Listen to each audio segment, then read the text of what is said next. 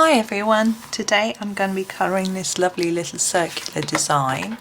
It is from Miniature Secret Garden by Johanna Basford. It's on the opposite page to this other design. Sorry, I hope I didn't make you feel seasick then, moving it around very quickly. I'm just going to show you an idea that I had for colouring this one in. And I'm going to be using my Staedtler Ergosoft pencils. Now, first of all, I'm going to tackle all those little leaves. Now, it's a very small picture, so I've decided to just go in with one shade of green, and I'm going to use number 57. Now, you could do several shades of green in these leaves.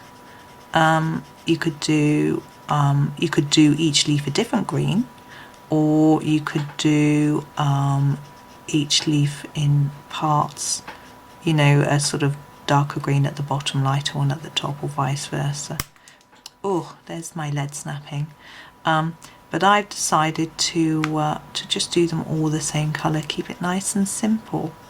And you know, I think colouring is about relaxing, enjoying, and sometimes it just needs you to do something really straightforward and simple and just enjoy it. So that's what my aim is for this page, just to relax and enjoy it, and not worry too much about colours and things like that. Now, as I colour in all these leaves the same colour, I'm thinking what I'm going to do is each flower I'm going to do a different colour. So we have a sort of mixed pattern of colour across. Sorry, I got distracted then, a bird flew past the window. I thought we have a mixed floral pattern of different colours. I'm going to do the centre of each flower the same, again to tie it together a little bit. So I've decided to do the centre of each flower black, and it's a little bit different. Normally I would sort of go for yellow, but yellow doesn't always show up that well. I just thought it would be a different way to do it. So I'm going to do that. Now, because it's black, it's obviously a dark colour.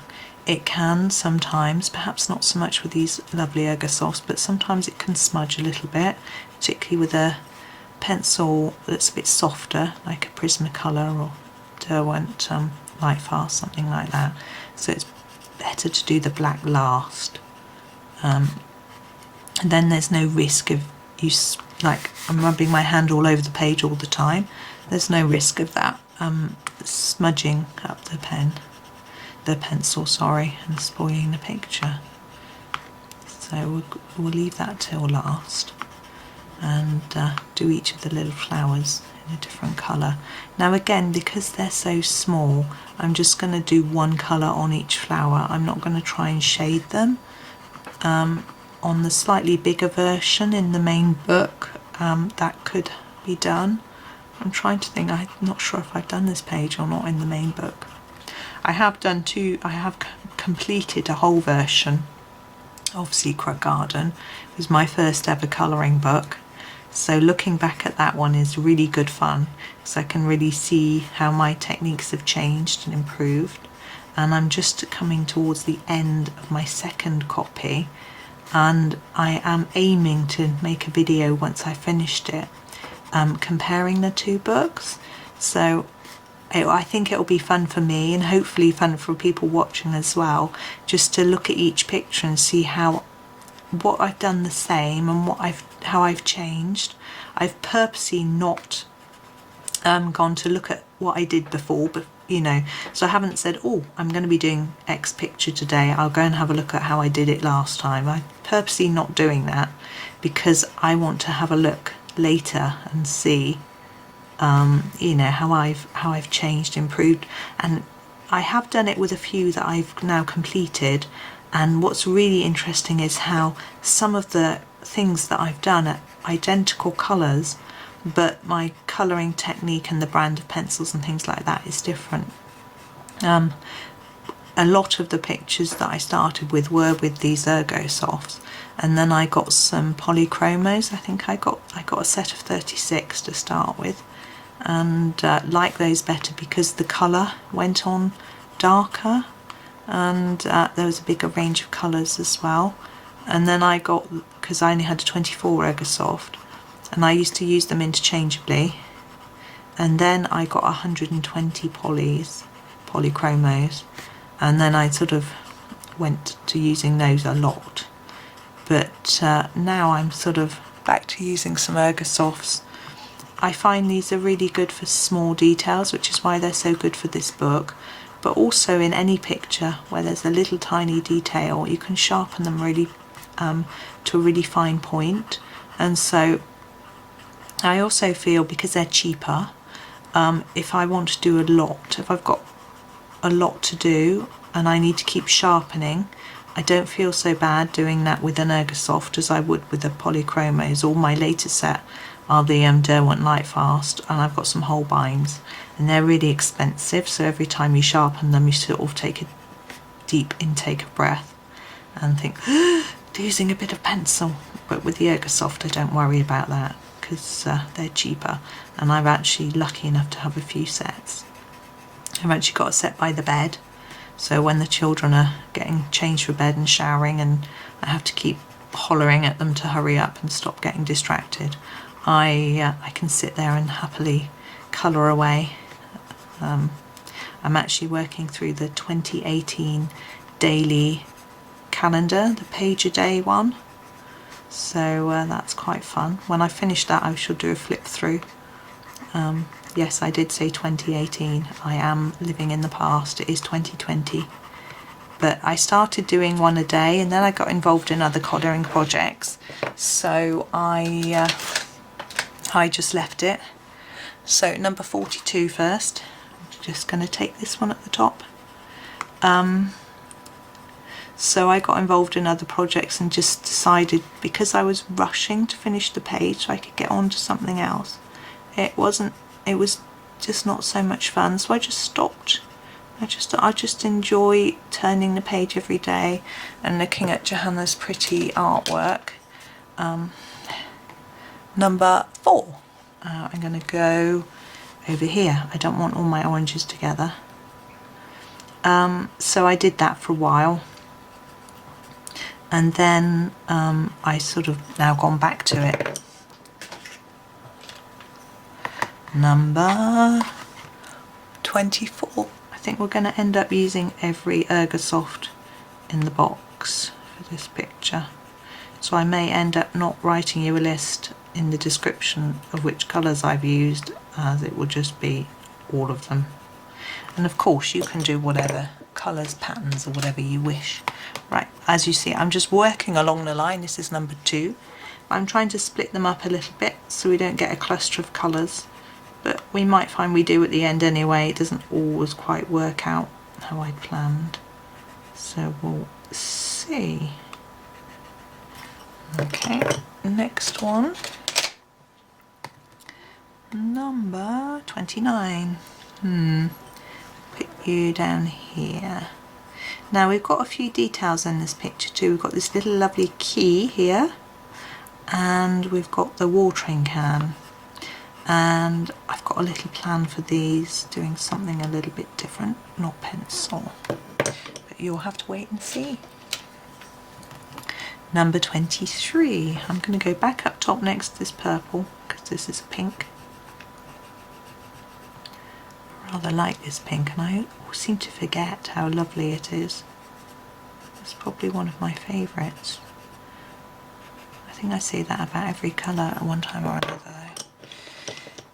Right, next one along is the number 25. I'm going to put it over here. Now this is a really interesting pink because I always think it looks slightly orangey somehow.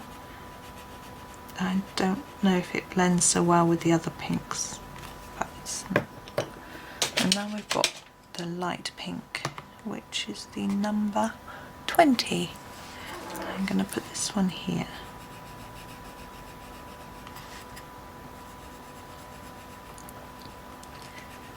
There we go. I'm hoping there's not too much shadow on the video. These last few videos, it's been quite dark outside, so I've had to put the light on, and I'm not sure whether it creates too much of a shadow, number 61 on the page, but I'm hoping it's okay. It's always quite difficult to know quite how to get the light exactly right. I know if I have the main light on in the room, it creates a shadow from behind, which isn't ideal. Okay, oh, I'm running out of space to put all my pencils. Right, next one is our light purple, which is the number 62. I'm going to pop this up here.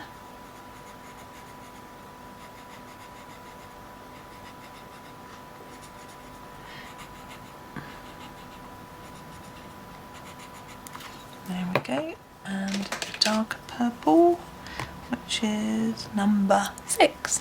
Now, another idea for this page could be to do a sort of rainbow, so you could do the colours in order going from top to bottom, so starting with your yellow, moving to your orange and red, pink, purple, blue, which would be quite fun. It's a different way to do it. Now my darkest blue, which is number 33. I'm going to pop him up here. I think my blues are out of order in my tin. I try to keep them in what feels like a logical order. I know some people like to keep their tins exactly as the manufacturers put them together, but I don't. I move them around a little bit so that they make sense for me in what I'm doing. Oh, let's go to this one next. Oh, sorry, this doesn't want to come out of the tin. Number 3. So I don't move them completely, but I shuffle them around a little bit.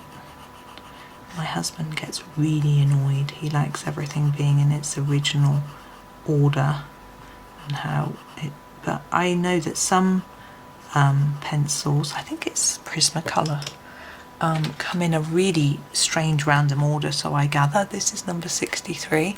I haven't got a tin of Prismas. I've got a few open stock. I bought some singles to try them out. Everyone was saying how good they were, but here in the UK they are quite expensive and difficult to get open stock, but I was lucky to find an online seller that was selling them, number 30, and I sort of bought a handful. Now when I buy open stock pencils to try a new brand, I tend to buy green. That's because I only do Johanna Basford books, and she has so many green items in her book. Lots of leaves. This is number 37. It's always nice to have a really big range of greens, so I always buy a few greens and try them out, and then I know that if I have a page with loads of greens, I would dip into those even if I'm not that keen on them. I'll probably still use them for this and that. Right, I'm not going to use the, oh I think I will, the next blue, which is number, whoops, all over the place, number 35. I'm going to use it here. I'm just trying to find a space. We've got so many blues. Now we've got greens next. I'm not going to use any green, but I haven't done any yellow, so we're going to do some yellow next. Oops, I'll just throw my pencil all over the place. Actually, we'll take this peachy colour, which is number 43, and we'll do this one down here with the peachy colour.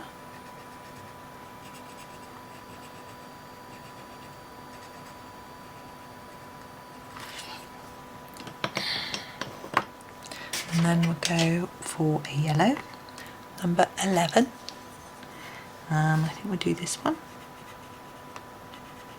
As you see, although I'm doing it randomly, I'm having to do it in an ordered random pattern.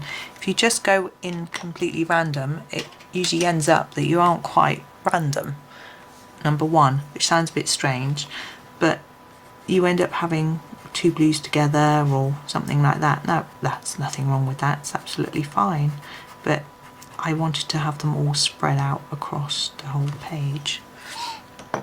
Now the other yellow is really faint, so I'm not going to use it yet. I may need to.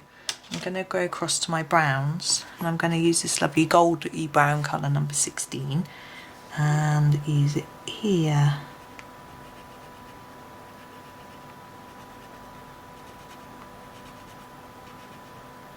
There we go.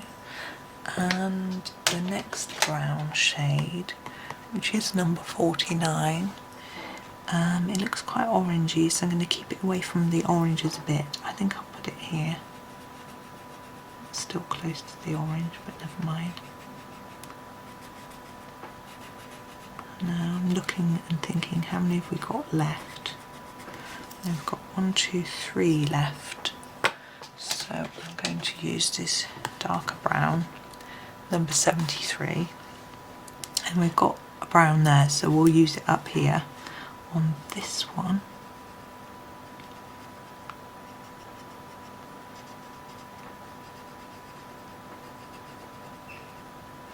And you can see I'm just using an even tone of colouring across these. Now we've got 2 left, so I am going to use this yellow, whoops, which doesn't want me to touch it. It's number 10. I'm going to use it down here. I'm just going to try and press quite hard so that you can see that there's actually some colour going down. Oh, press too hard. There we go. And lastly, we've got this one. I'm going to do this number 76 darker brown. But I'm not going to press too hard. I don't want it to look really dark. Just going to go in lightish. Also, because the centre's going to be black, we want some contrast there too. So that's all the little cute flowers done. And next I'm going to take the black and do the centres. Whoops, my tin is sliding all over the table. Number 9. And I'm going to do the centre of each flower with this. And hopefully it will make the colours stand out. Now you may have noticed that on the tendrils or stems, whatever you might call them, there are some little blips that Johanna's done here and also here. Now I'm not going to colour those in. You could colour them in the green colour like the leaves, but I've chosen to leave them, not colour them in. I think they're just a little bit too small for me to deal with. Again, it might be a job for a gel pen or something like that, but I'm just going to leave them. There we go. I think that's all of them. I'm just going to look back and check. Oh no, I wonder how many of you noticed that before I did. Right, there we go. Right, and the key and the watering can next.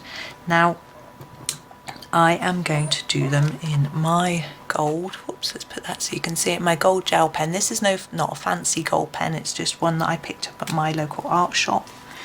I'm not convinced there's a big difference between different brands of gel pen, but I haven't tried lots and lots. So if you've got a favourite brand, pop it in the comments so others can have a look if they want to get them, because I don't know a lot about them. I just pick up whatever I see in the shop. There we go. Now, for me that doesn't look at all shiny, but hopefully if it turns towards the light in the right way, it will shine. I'm not sure whether I can tip it towards my light, whether it all looks shiny or whether it just looks yellow. But there we go. In fact, it just looks yellow to me, whatever angle I tip it at. I don't think this pen is working very well. Hang on, I'm going to use this one instead. This is my Gold Posca. Excuse me, I just shake it up a little bit, make sure it's working. I haven't used it for a while. To pump the nib on a different piece of paper. No, that's not going to work. Sorry. Shake it up a little bit harder. There we go.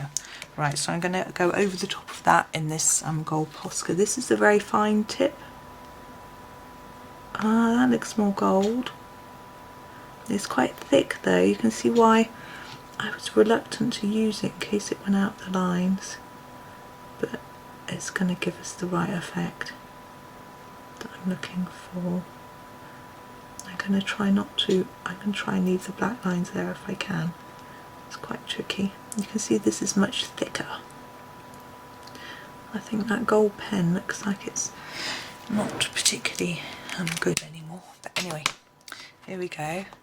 So now if I hold it up, yeah, now you can see the shine on it and on the key. There we go. So there we go, there's the finished piece. So I hope you enjoyed that. I hope it helped you out, and thank you very much for watching, and happy colouring.